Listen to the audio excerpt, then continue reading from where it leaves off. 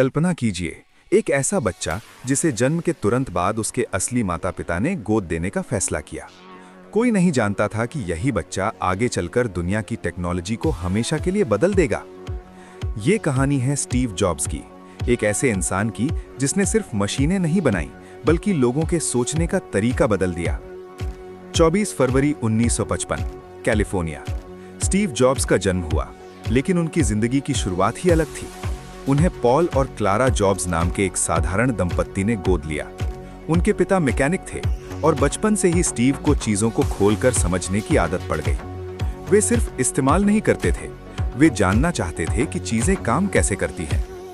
School में Steve एक साधारण छात्र नहीं थे।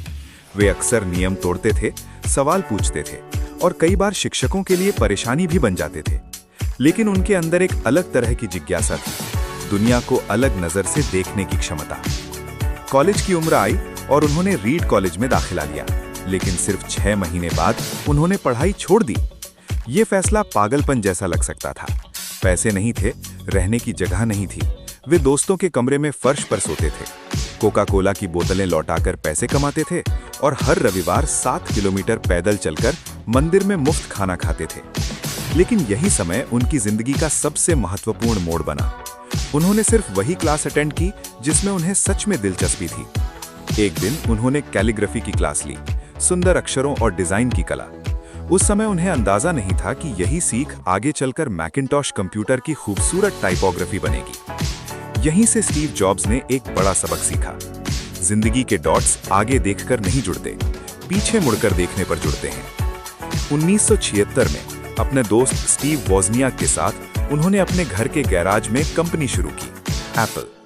उस समय किसी ने नहीं सोचा था कि एक गैराज से शुरू हुई ये कंपनी दुनिया की सबसे बड़ी टेक कंपनियों में शामिल होगी। एप्पल का पहला कंप्यूटर बना, फिर आया एप्पल II, जिसने कंपनी को तेजी से सफलता दिलाई। लेकिन असली क्रांति 1984 में आई, मैकिन्टॉश के साथ। पहली बार कंप्यूटर सिर्फ मशीन नहीं रहा, वो उपयोगकर्ता के लिए आसान और सुंदर अनुभव बन गया।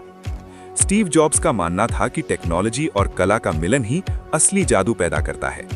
वे परफेक्शन के दीवाने थे, छोटी से छोटी चीज पर घंटों काम करते थे। कई लोग उन्हें कठोर बॉस कहते थे, लेकिन उनका लक्ष्य साफ था, बेहतरीन बनाना। लेकिन जिंदगी हमेशा सीधी नहीं चलती। 1985 में उसी कंपनी से स्टीव जॉब्स को निकाल दिया गया। सोचिए, अपनी ही बनाई कंपनी से बाहर कर दिया जाना, ये किसी के लिए भी टूट जाने जैसा पल होता। कुछ समय तक वे खोए रहे, लेकिन बाद में उन्होंने कहा, ये मेरी जिंदगी की सबसे अच्छी घटना थी। उन्होंने नई कंपनी बनाई, नेक्स्ट। साथ ही पिक्सार नाम की एक छोटी एनिमेशन कंपनी खरीदी। उस समय किसी को अंदाजा नहीं था कि पिक्सार आगे चलकर टॉय स्टोरी जैसी फिल्मों से एनिमेशन इंडस्ट्री बदल देगा। स्टीव ने हार को अंत नहीं बनने दिया, उन्होंने उसे नई शुरुआत बना दिया। 1997 में एप्पल मुश्किल दौर से गुजर रही थी, कंपनी लगभग खत्म होने की कगार पर थी।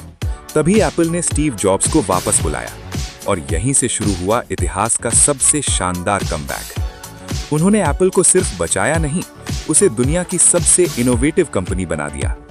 पहले आया iMac, रंगीन और अलग डिजाइन वाला कंप्यूटर, फिर iPod, जिसने संगीत सुनने का तरीका बदल दिया, और 2007 में आया iPhone, एक ऐसा डिवाइस जिसने पूरी दुनिया को जेब में समेट दिया। स्टीव जॉब्स कहते थे कि लोगों को तब तक नहीं पता होता कि उन्हें क्या चाहिए जब तक आप उन्हें दिखाते नहीं। उनकी प्रेजेंटेशन सिर्फ लॉन्च नहीं होती थी, वो एक अनुभव होती थी। दुनिया इंतजार करती थी कि आज स्टीव क्या नया दिखाने वाले हैं। लेकिन सफलता के बीच जिंदगी ने एक और चुनौती दी। 2004 में उन्हें कैंसर का पता चला। डॉक्टरों ने कहा कि समय सीमित हो सकता है। इस सच्चाई ने उनकी सोच और साफ कर दी। उन्होंने कहा, हर दिन ऐसे जियो जैसे ये आखिरी दिन हो। उन्होंने लोगों को सिखाया कि जिंदगी छोटी है, इसलिए दूसरों की उम्मीदों में मत जियो, अपने दिल और इंट्यूशन की सुनो। 5 अक्टूबर 2011 को स्टीव जॉब्स इस दुनिया को अलविदा कह गए, लेकिन उनका प्रभाव आज भी हर स्मार्टफोन, हर डिजाइन और हर डिजिटल अनुभव में जिंदा है। उनकी कहानी हमें सिखाती है कि सफलता सीधी लाइन नहीं होती। गिरना, असफल होना, रास्ता बदलना, यही असली यात्रा है। स्टीव जॉब्स ने हमें ये नहीं सिखाया कि अमीर कैसे बनना है, उन्होंने सिखाया कि जुनून के साथ काम कैसे करना है। उन्होंने साबित किया कि अलग सोचने वाले लोग ही दुनिया बदलते हैं। तो सवाल ये है कि क्या आप भी अपनी जिंदगी में वही कर रहे हैं जो सच में आपको जीवित महसूस कराता है? क्योंकि शायद अगली बड़ी कहानी आपकी हो सकती है।